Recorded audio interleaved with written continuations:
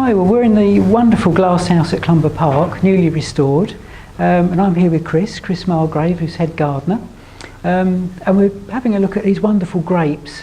Whenever I come to Clumber Park, I always think of the grapes and the way they're so beautifully trained. Chris, you must spend hours pruning and training. We do. You can understand why in days gone by there were an army of gardeners looking after the grapes. So yes, we grow them on what's called the rod and spur system. So the main framework is this rod, and we try and get lateral, so side shoots growing off them. Right. Ideally spaced alternately rather than opposite each other. Goodness. And then when we get to where the grapes are flowering, we then pinch out 2 leaves beyond that. And yeah, the trick is to try and keep them under control, because like all vines, they've got lots of energy and they want to keep growing away. So it's a case of pinching out. We'll get secondary growth, but hopefully come summertime we'll have wonderful bunches like that. They're amazing, yes, so many.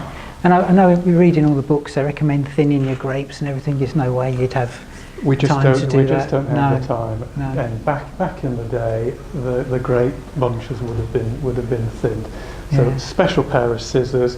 When you see devices which have got like a fork on the end, ideally you never touch the grape, because you then destroy the bloom. So they're lifted with this device.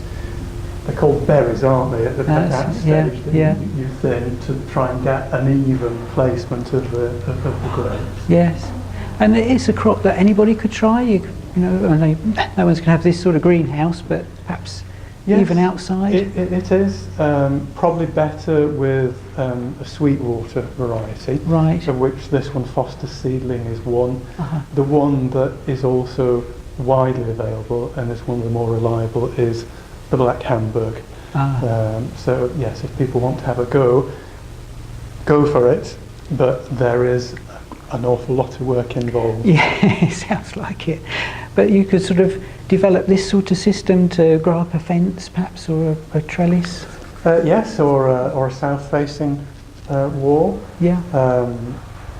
It would probably be slightly different in that you'd have your rod on the horizontal, and you'd have the laterals growing upwards. But the same principles would apply.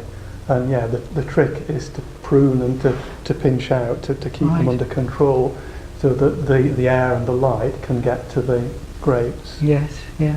And what happens to all these bunches? You'll be picking them soon, I guess. Yes, there's.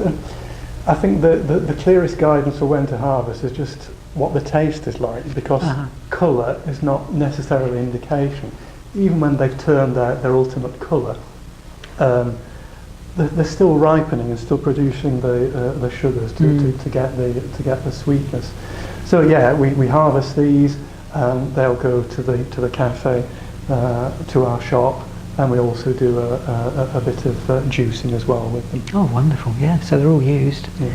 That's great. Oh well, thanks very much, Chris. And do come along to Clumber and see this, and the glass house in general is wonderful, and the walled kitchen garden is well worth a visit. So near Worksop, just off the A1. Do come along and have a look for yourselves.